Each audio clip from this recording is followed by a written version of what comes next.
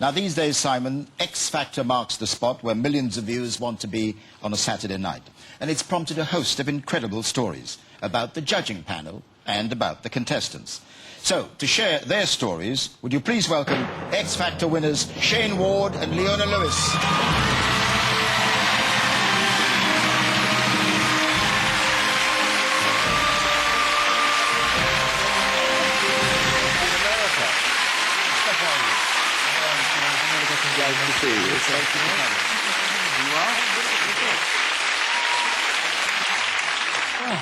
Now, Shane and Leon, I think it's probably superfluous to say that this man has changed your lives. People look at Simon as Mr. Nasty, and he's the person you really want to impress most, but to me, he's Mr. Important, and I thank you for everything. It's a pleasure, thank you. It's a pleasure. Leon, I suppose you would say the same. Now I'd just like to take the chance to thank you from the bottom of my heart for all of the support that you've given me and for believing in me and for all of the opportunities that have been created now. So congratulations on all of your success. Thank you.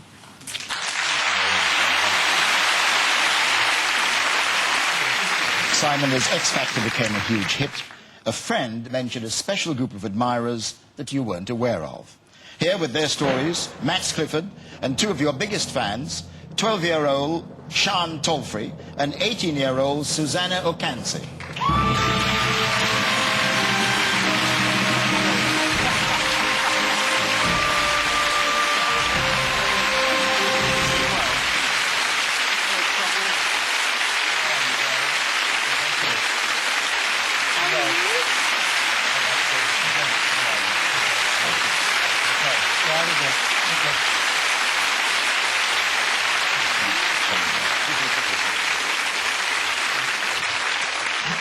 Max, I believe you see a side of Simon that maybe many of his admirers aren't aware of.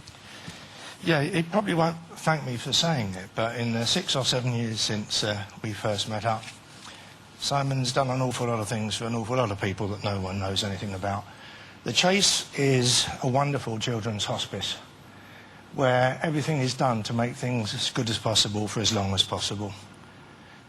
Both Susanna and Sean are at the Chase Children's Hospice at Guildford.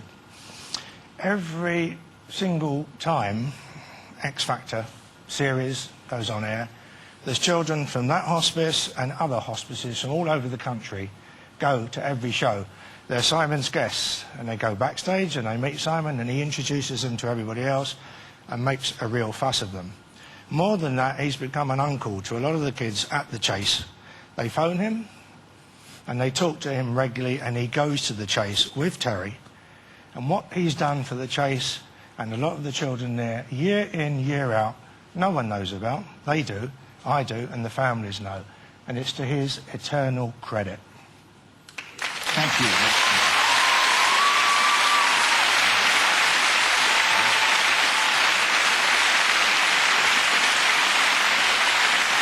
And Sean, I believe that all of this is down to you. Yeah, I was one of the first to ask to meet Simon, and Max and took us up to his office with a couple of other mates, and since then he's been with us and supporting the Chase. You sang to him, didn't you? And he wasn't very kind, but realistic. Well, she's sweet, but you'll be the first to admit you're not a great singer, are you? Now, Susanna, I believe that you didn't try to sing to Simon, but you've had something of a crush on him, haven't you? Oh, yeah. What did you ask him? Would you be my husband? Oh, you asked him to marry you? I said we'd give it a year, right? It's a bit early. Well, thank you all very much indeed. Thank you. Thank you, sweetheart. Thank you, sweetheart. Thank you for coming down. You were very thoughtful. You're very good. Thank you. Simon, X Factor and Pop Idol proved inspirational to one writer and comedian. His most recent novel is about the world of television talent shows. It features a central character who is not a million miles from, well, he's here to explain. Ben Elton.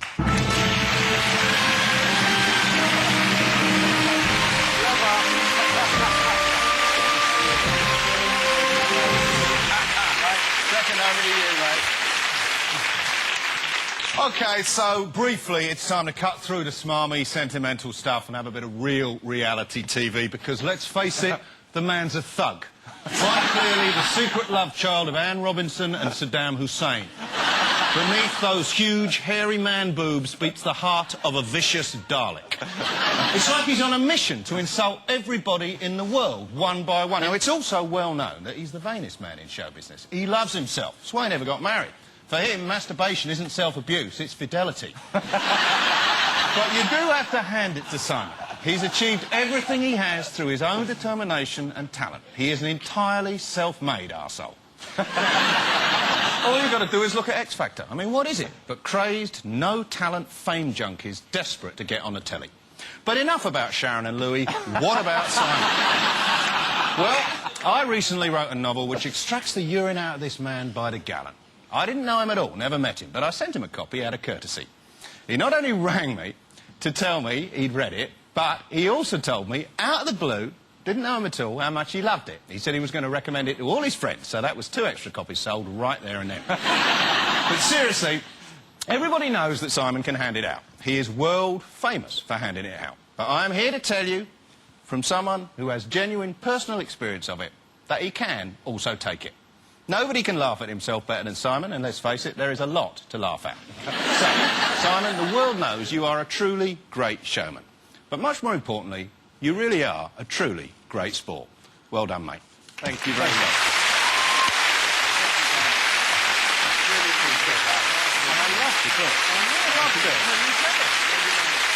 Thank you, Ben Elton.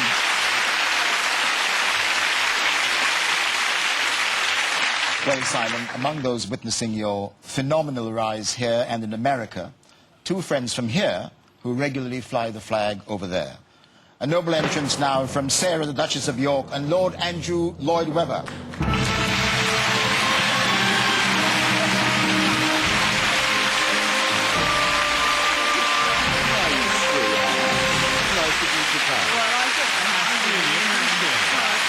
Have you come to rub my nose in it, haven't you? Nice to see you. Thank you for coming. Thank you. Well, I better make an effort. Sarah, you spend a great deal of your time working in America. Is it possible to escape the prominence of Simon Cowell in that country? Absolutely not. I see him every 5 seconds of the day, and not only that, but we fly the British flag together over there, and I'm really proud, and that's really why I came here today, was because I wanted to say it's pretty good, you know. Everybody always likes to slang Simon Cowell, but he's been a great friend to me, and I'm really proud in America that we sort of say, you know, good for Britain. We're staying British, and we fly the British flag. Andrew, you are now trying your hand at what Simon does. Is there any comparison at all in your styles? Well, it's all very weird for me because I'm a composer. I write musicals, and I'm not on this planet to do what Simon does absolutely brilliantly. But I kind of nurture, he tortures. The difference is, on camera, I admit I'm probably more horrible than Andrew. Off camera, it's a different story. That's probably true. You know, the first guy to ring me when we did our first live Maria show, it was Simon. And he congratulated me and said, bravo, well done. Thank you, Lord Andrew Lloyd Webber and the Duchess of York. Thank you very much. Thank you, You're very kind. Thank you. I will be very good. Thank you for everything you said, too.